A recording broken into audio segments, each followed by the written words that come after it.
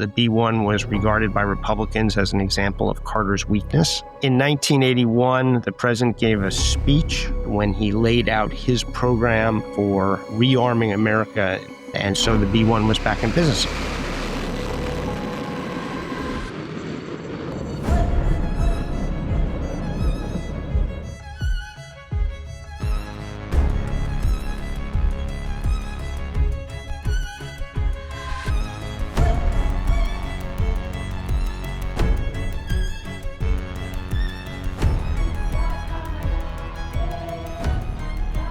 Well, we have to go now to the late 1970s. From a purely technical point of view, the B-1 program, while not in a full-scale development mode, there is certainly a variety of testing still going on, not only with the first three airplanes, but with this B-1A number 4. And they're actually doing some very interesting work on the effectiveness of this new electronic countermeasures system. So that's happening out at Edwards Air Force Base. But meanwhile, in the bigger world, a variety of things are happening.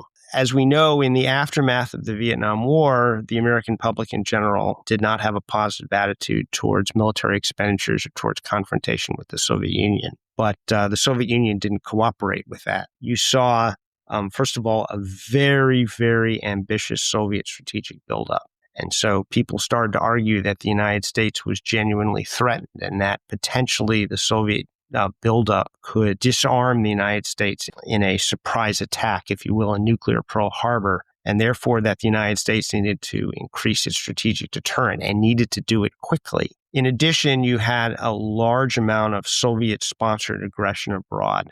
You saw that in Central America, you saw that in Africa, and then, of course, most notably, you saw that in Afghanistan. And so if in the early to mid-1970s, the general approach was, let's give peace a chance, by the late 1970s, many Americans had shifted to saying that we need to beef up our military to confront the Soviet Union, and we need to have a much more confrontational foreign policy with the Soviet Union.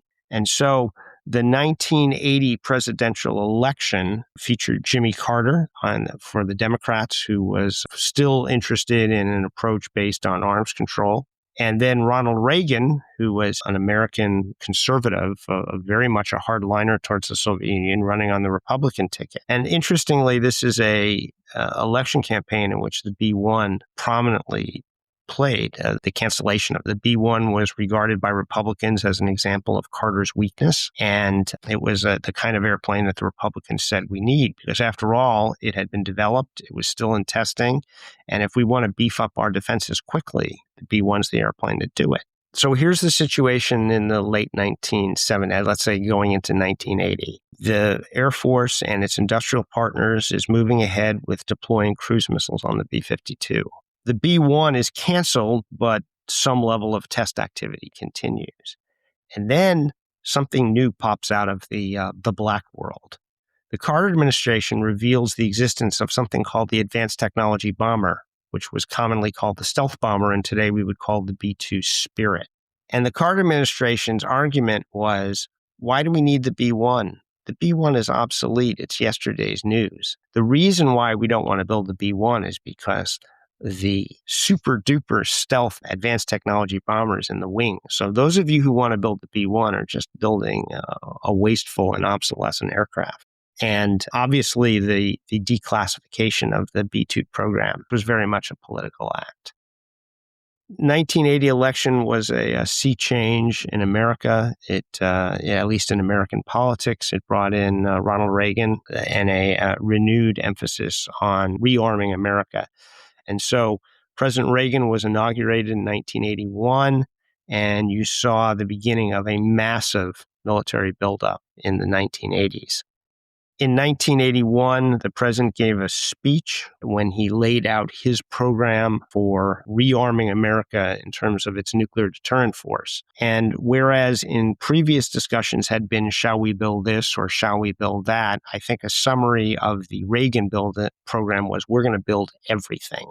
I have directed the Secretary of Defense to revitalize our bomber forces by constructing and deploying some 100 B-1 bombers as soon as possible while continuing to deploy cruise missiles on existing bombers. We will also develop an advanced bomber with stealth characteristics for the 1990s. So we're going to build more Trident submarines with their sea-launched ballistic missiles, and we're going to build the Peacekeeper missile, and we're going to beef up nuclear command, control, and communications, and we're going to continue to arm the B-52 with cruise missiles, and we're going to build 100 B-1B models, which is to say spiffed up B-1As as an interim bomber, so we get a rapid increase in our nuclear capabilities. And in the long term, we're going to build this B-2, this advanced technology bomber. But we need to get the B-1 built as an interim because we're not going to really get the B-2 online till the 1990s. So it was a very expensive, very ambitious program, almost a wartime level of buildup because of a perceived threat level from the Soviet Union. And so the B-1 was back in business. Of course, Congress had to appropriate the funds for it, but the B-1 had been dead. And now it was back alive again. And in fact, it was a very urgent program. The focus of the B-1 program was now, let's get this thing out quickly because there's an urgency. And after all, if the B-1 program is going to drift along for a decade, we might as well just buy the B-2. So there was enormous schedule pressure, which would have much effects on the program. So what distinguishes the B from the A? One obvious difference between the B-1B that went into production as opposed to the B-1A, which had been prototyped in the 1970s, was that it lost the ejection capsule and went to ejection seats. Another major change was that the airplane lost its Mach 2 capability. They decided that flying at Mach 2 wasn't that important, but that stealth really was important. And while the B-1B would never have the low radar cross-section of, say, a B-2, which was designed for the mission, even the B-1A had a much lower cross-section than the B-52 that preceded it. So the B-1B had a much lower radar cross-section than the B-1A because much of the radar cross-section of the B-1 came from its engine inlets. They redesigned the engine inlets to be stealthy, and it probably reduced by 90% the radar cross-section of the B-1B relative to the B-1A. However, those new engine inlets couldn't support supersonic flight. So that's one set of changes. When you have a lower radar cross-section, it makes the job of the electronic countermeasures easier. Now, remember also that one of the things that the B-1A test program had been doing in the late 1970s was continuing to look at this electronic countermeasures when B-1A number 4 was delivered. Because the threat is constantly evolving with Soviet enemy air defenses, the B-1B got an upgraded avionics system, both offensively and defensively. Also, electronics technology was advancing. Now, yet another area was that, in some ways, if you can't beat them, join them. The B-1B was designed as a cruise missile carrier. Now, originally, of course, the B-1A had been a penetrating bomber. It was going to penetrate Soviet air defenses. But the B-1B had both penetration capability and cruise missile capability. And as a result, the gross weight of the airplane was upgraded. It went from 395,000 pounds to 477,000 pounds. That's 82,000 pounds. That's a big percentage of the weight. I mean, if you put a B-1A and a B-1B next to each other, you have to be a real aviation geek to tell the difference between them. However, while there was still obviously a very strong family resemblance, there were many, many changes between the B-1B and the B-1A. It was a much more effective airplane, reflecting another generation of technology. When does the aircraft start to see service? Because its entry into service comes reasonably quickly in the terms of aircraft development these days, but it doesn't go as smoothly as one would hope. No, remember that there was an imperative for speed here.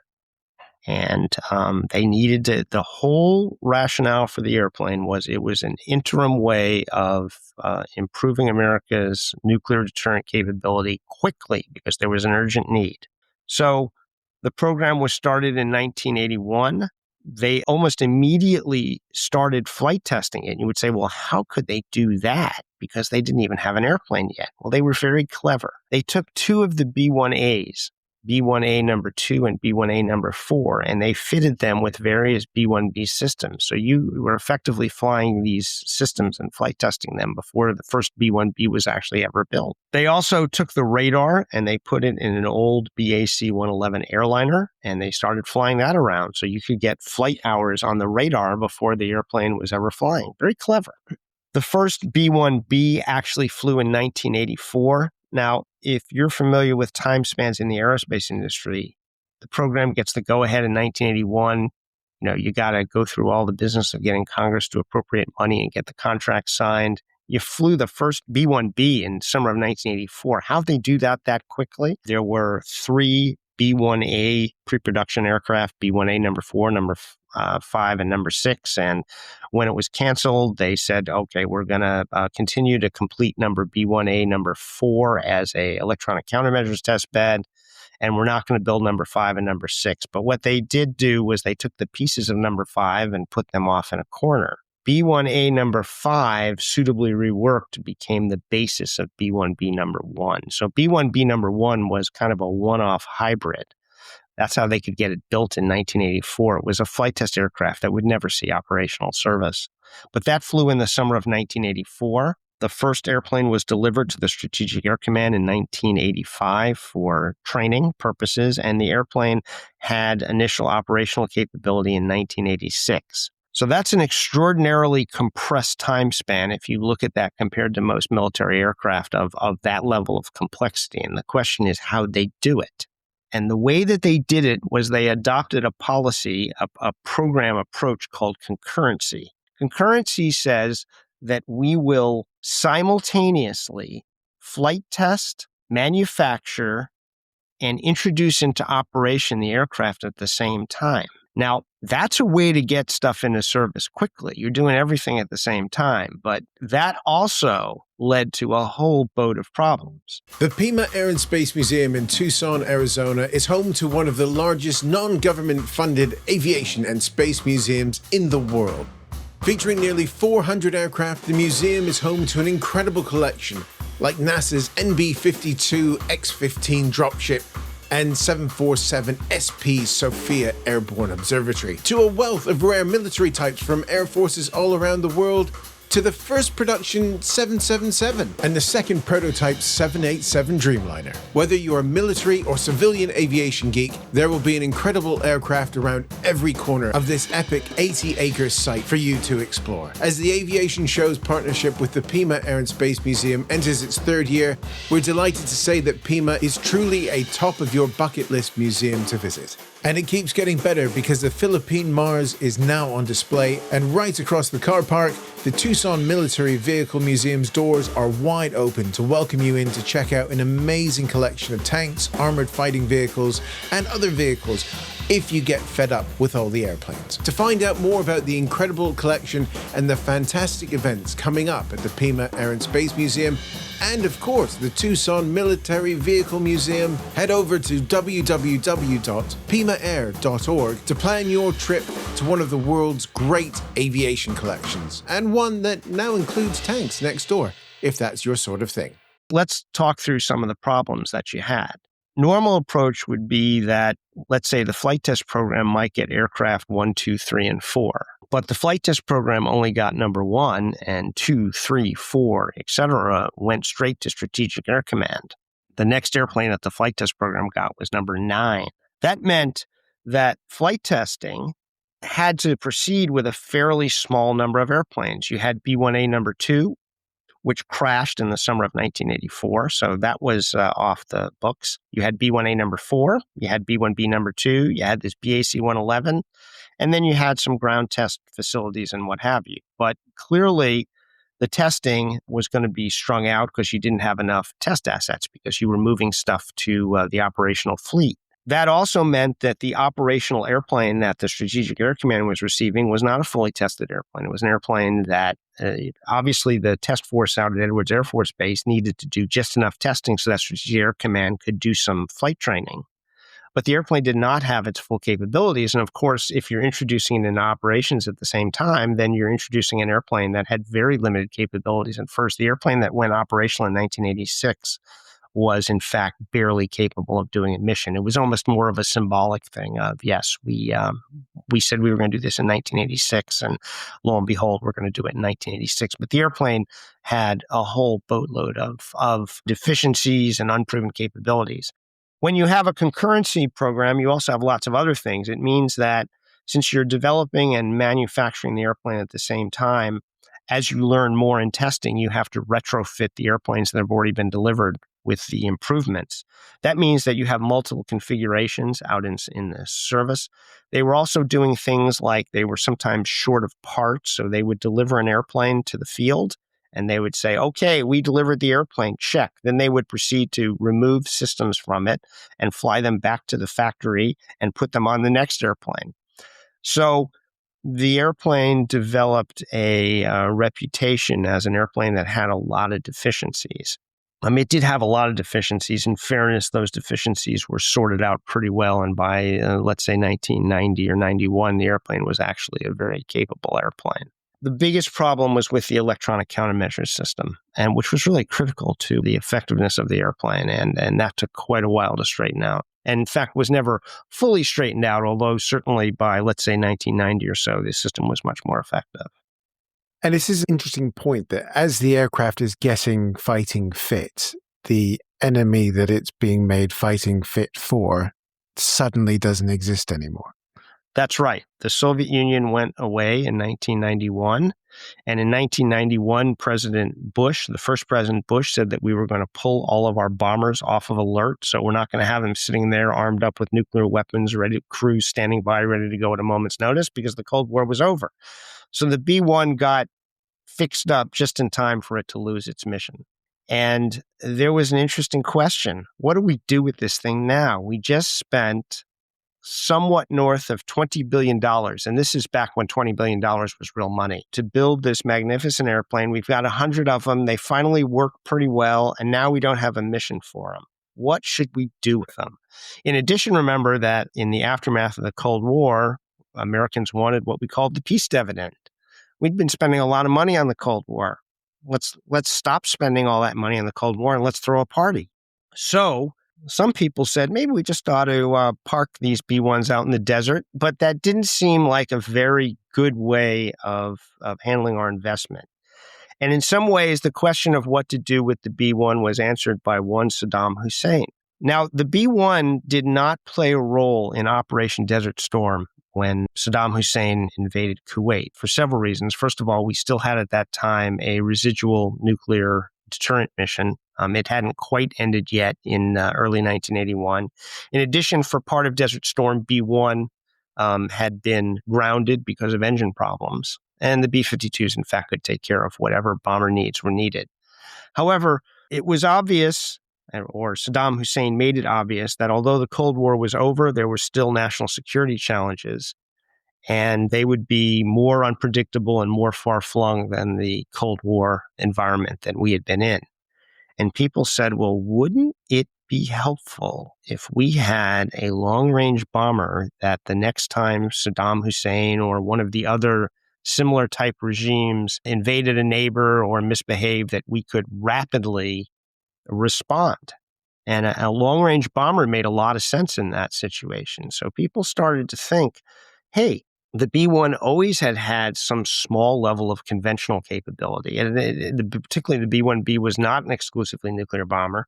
But what if we developed that capability? The other thing, as people looked out a little bit longer, was they said the Gulf War in 1991 had proven that precision-guided munitions were here, and they were orders of magnitude more effective. What if we turned the B-1 into a precision long-range strike aircraft? And so the 1990s were a decade of transformation for the B-1. First of all, the entire U.S. Air Force was reorganized. No longer was there a strategic air command. There was something called an air combat command, and the B-1 was assigned to the air combat command.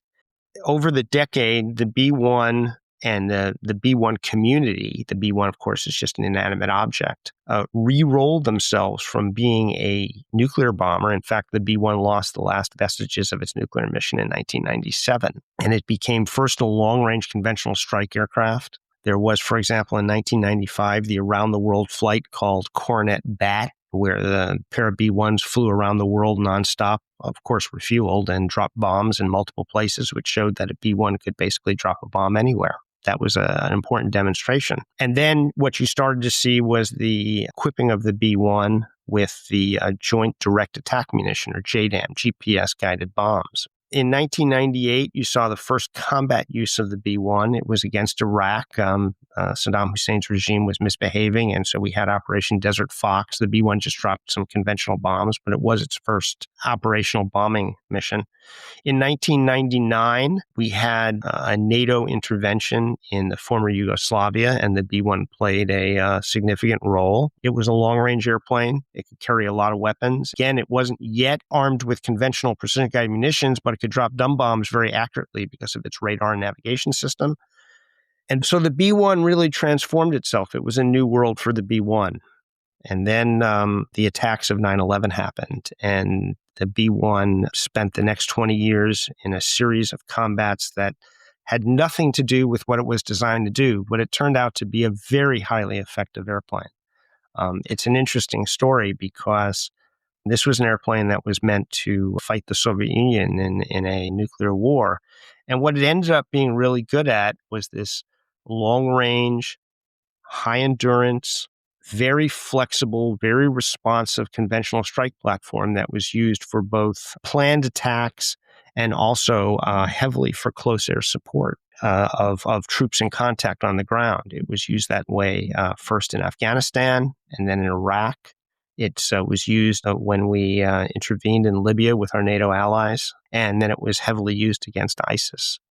And I think that the B-1B can rightfully be said to be amongst the most effective U.S. combat aircraft in its era. It's turned out to be a very flexible and adaptive weapon system that can do a lot of things.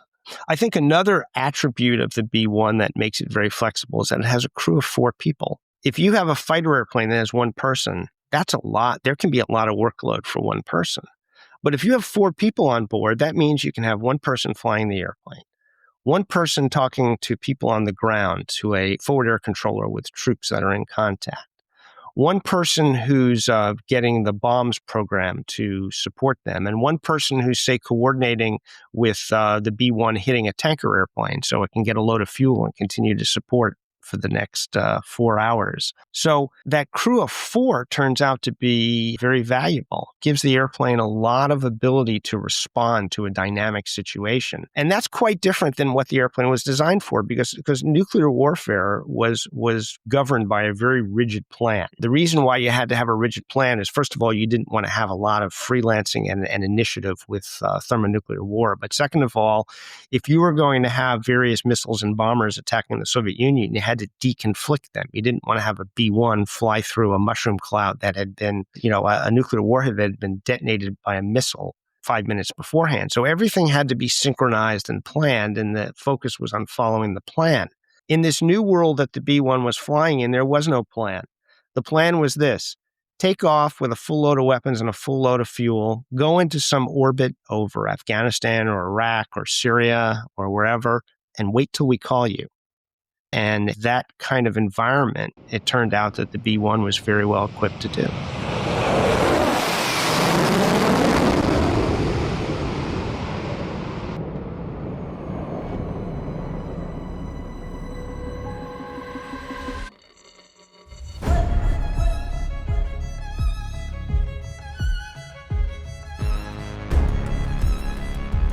It's an airplane that was really designed in 1970, so that's a lot closer to World War II than it is today. At first blush, you would say, oh, this airplane's going away, except that it's not going away. It's actually been extremely busy. 4 airmen are recovering from minor injuries after their B-1 bomber crashed